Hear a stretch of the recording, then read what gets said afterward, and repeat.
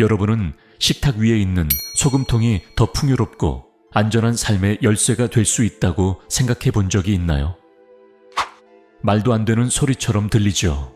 그렇죠. 하지만 만약 제가 소금이 단순한 조미료 이상의 것으로 여겨져 왔다고 말하면 어떨까요? 상상해 보세요. 그 작은 하얀 결정들 속에 숨겨진 힘이 있습니다. 이 비밀은 수천 년 동안 위대한 영적 지도자들과 성경 텍스트에서 지켜져 왔습니다. 궁금하시죠? 그렇다면 계속 시청해 보세요. 왜냐하면 제가 다음 몇 분 동안 공유할 내용이 여러분의 소금에 대한 관점을 완전히 바꿀 수 있기 때문입니다. 영적이고 일상적인 삶에서 소금의 힘, 소금의 신성한 기원 고대 경전에서 소금의 중요성에 대한 흥미로운 언급을 찾을 수 있습니다. 유대교의 성서인 토레는 소금과 맺은 신성한 계약이 기록되어 있습니다. 하지만 이것이 오늘날 우리에게 어떤 의미를 가질까요? 이 계약은 단순한 형식적 행위가 아니었습니다. 하나님은 성전에서 드리는 모든 제물과 희생의 소금이 반드시 포함되도록 명하셨습니다. 상상해 보세요. 제사장들이 신성한 명령에 따라 소금을 신중하게 각 제물에 추가하는 모습을 말입니다. 이것은 우리에게 질문을 던집니다. 하나님은 소금에서 어떤 특별한 힘을 보셨을까요? 히브리어로 소금 히브리어에서 소금을 뜻하는 단어는 멜라흐 MLH로 세 개의 문자로 구성되어 있습니다. 맴 M, 라메드듀 L, 헤트 H. 히브리어의 각 문자는 깊은 의미를 지니고 있습니다. 맴은 생명의 근원인 물을 나타내고, 라메드는 가르침과 방향을 상징하며, 헤트는 생명 자체와 연결되어 있습니다. 이 문자들이 모여 생명, 방향, 목적에 대한 이야기를 들려줍니다. 흥미롭게도 멜라흐라는 단어는 톨에서 단 12번만 등장하며 이는 유대 전통에서 이미 중요한 숫자입니다. 더 놀라운 것은 레위기에서 소금이라는 단어가 단 한 구절에서 4번이나 언급된다는 것입니다. 이 반복은 우연이 아니라 이 요소의 중요성에 대한 주목을 촉구하는 것입니다. 소금의 여러 가지 의미, 영혼의 상징 소금은 음식 중에서 독특한 존재입니다. 소금은 썩지 않으며 유통기한이 없습니다. 이러한 특성은 소금을 영혼의 강력한 상징으로 만듭니다. 우리가 소금을 사용할 때 우리는 문자 그대로 영혼을 상징하는 것을 만지고 있는 것입니다.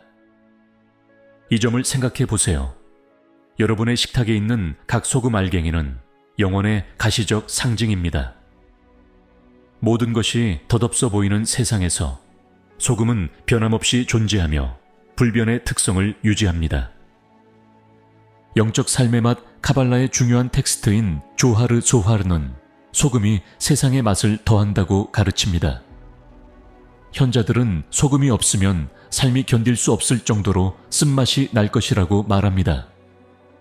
하지만 이것이 영적으로는 무슨 의미일까요? 소금은 우리가 영적인 여정에서 기쁨과 의미를 찾아야 한다는 것을 상기시켜 줍니다. 종종 우리는 영성을 엄격하고 즐거움이 없는 것으로 생각합니다. 소금은 그 반대를 가르쳐 줍니다. 영적인 길은 맛있어야 하며 우리에게 기쁨과 만족을 가져다 줘야 합니다.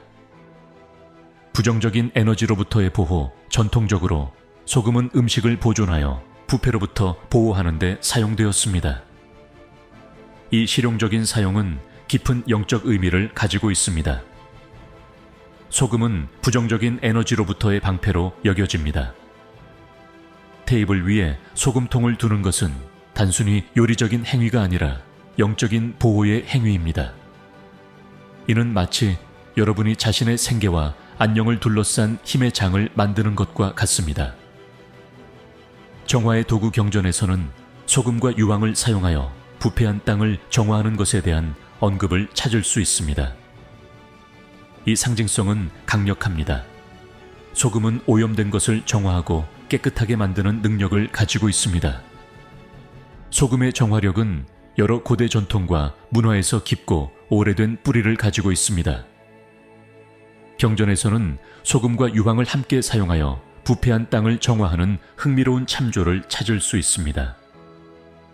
이 행위는 단순한 상징적 의미를 넘어서는 것으로 이 요소들의 변혁적이고 정화하는 힘에 대한 근본적인 신념을 나타냅니다.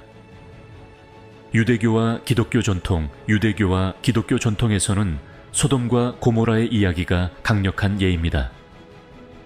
이 도시들은 죄와 부패의 장소로 간주되었고 파괴된 후 땅은 소금과 유황으로 덮였습니다.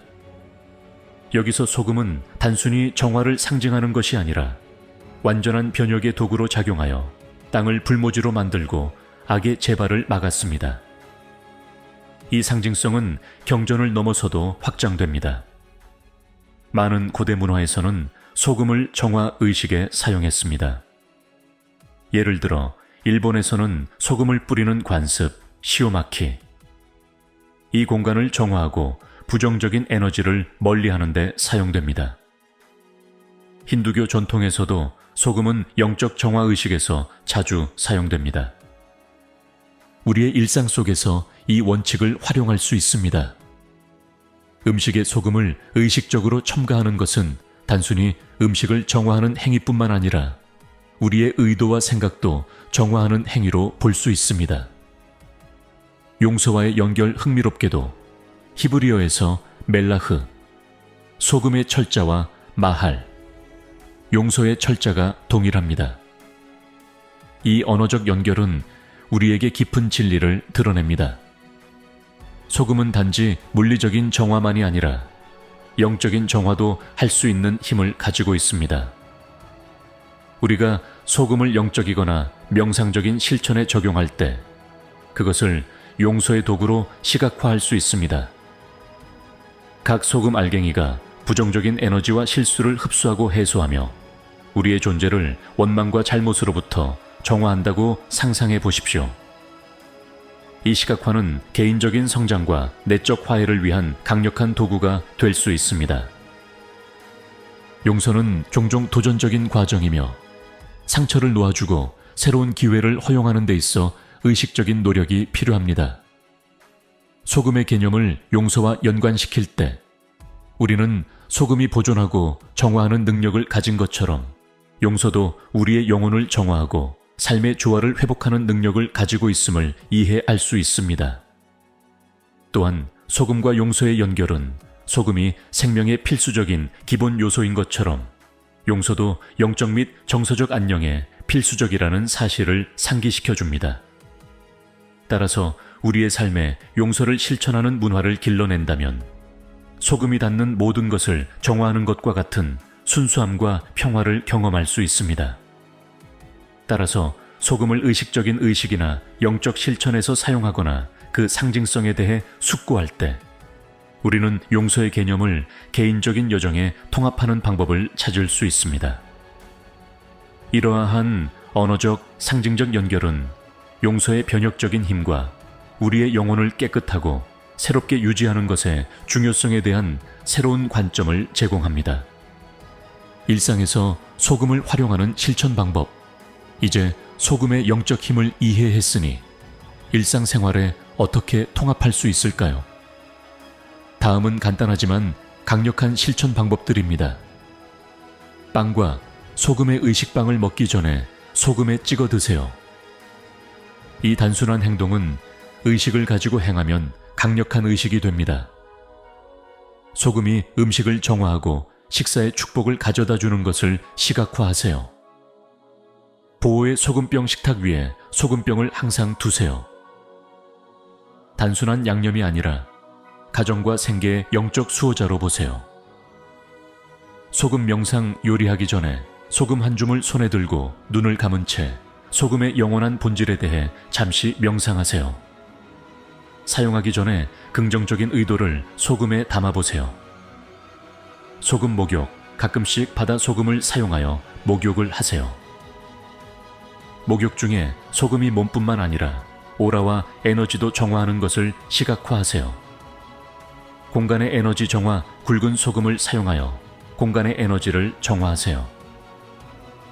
방의 구석에 소금을 조금 뿌리고 몇 시간 후에 쓸어내며 정체된 에너지가 제거되는 것을 시각화하세요. 소금의 힘에 대한 과학적 근거, 소금의 영적인 면을 탐구하는 동안 현대 과학 또한 그 힘을 인정한다는 점이 흥미롭습니다. 소금은 우리 몸에 전해질 균형을 유지하는 데 필수적이며 신경 자극 전달과 근육 수축에 중요한 역할을 합니다. 또한 소금은 천연 항균 특성을 가지고 있어 역사적으로 음식 보존에 사용되었습니다. 이 특성은 소금의 정화와 보호라는 영적 상징성을 반영합니다.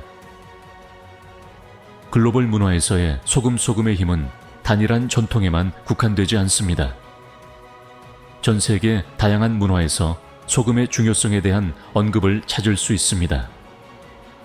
고대 로마에서 군인들은 소금으로 급여를 받았으며 이는 살러리, 급여라는 단어의 기원입니다.